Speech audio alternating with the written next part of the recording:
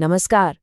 चलिए आज सुनते हैं श्री कृष्ण के जीवन से जुड़ी एक ऐसी कमाल की कथा जो हमें अहंकार और विनम्रता के बीच का जो पतला सा फर्क है ना, वो सिखाती है। पता है, इस एक लाइन में ही इस पूरी कहानी का पूरा सार है।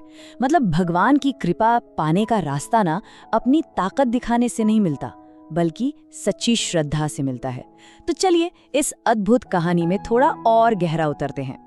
तो सवाल ये उठता है कि घमंड और विनम्रता का आखिर रहस्य है क्या? इसको समझने के लिए ना चलिए सीधे चलते हैं द्वारका, उस दिन की तरफ जब श्री कृष्ण और रुक्मिणी जी के बीच कुछ ऐसा हुआ जो बहुत ही असाधारण था। जरा इमेजिन कीजिए वो सीन, द्वारका का वो शानदार महल। श्री कृष्ण भोजन करने बैठे हैं और सामने रुक्मिणी जी ने बड़े ही प्यार से, बड़े स्नेह से 56 भोग की थाली परोसी है।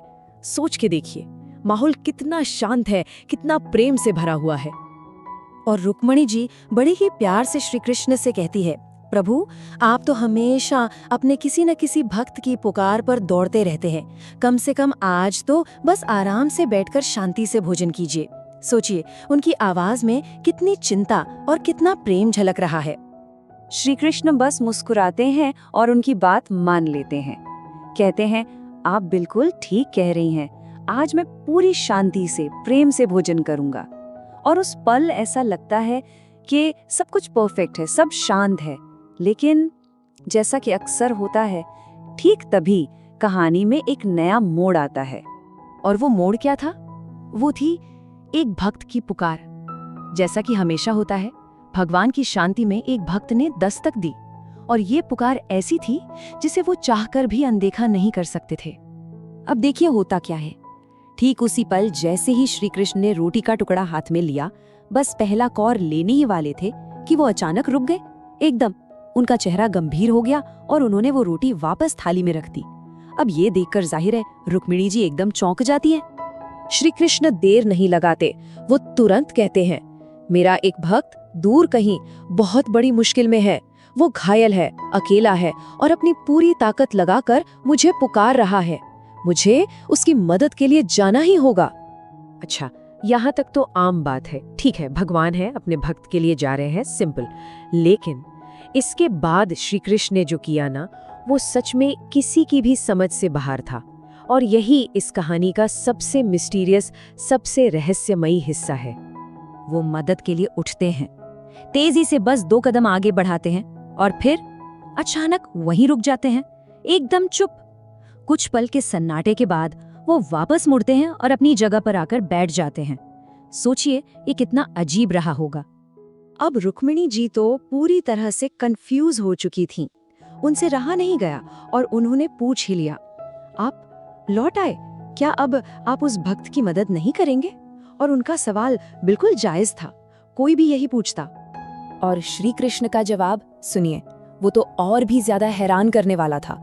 वो बस शांति से मुस्कुराए और बोले, अब वहां मेरी जरूरत नहीं है। बस इतना।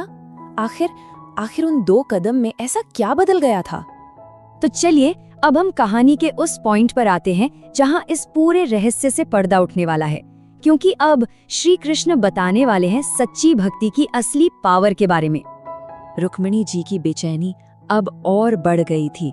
उन्होंने सीधा पूछा, प्रभु ये कैसे हो सकता है? अभी तो आप कह रहे थे कि वो भक्त मुसीबत में है, और अब अचानक आपकी जरूरत ही नहीं रही। ये क्या बात हुई? तब श्री कृष्ण ने जो समझाया ना, वही इस पूरी कहानी का, इस पूरी कथा का सबसे बड़ा ज्ञान है। देखिए, उन्होंने कहा कि जब तक एक भक्त अहंकार में, घमंड में डूबा रहता है, ये सोचता है कि मैं ही सब कुछ कर सकता हूँ, तब तक भगवान भी उससे दूर रहते हैं। लेकिन जिस पल, जिस एक सेकंड वो भक्त अपना मैं छोड़कर पूरी विनम्रता से भगवान का नाम लेता है, तो उस नाम की शक्ति ही उसकी रक्षा के लिए काफी हो जाती है।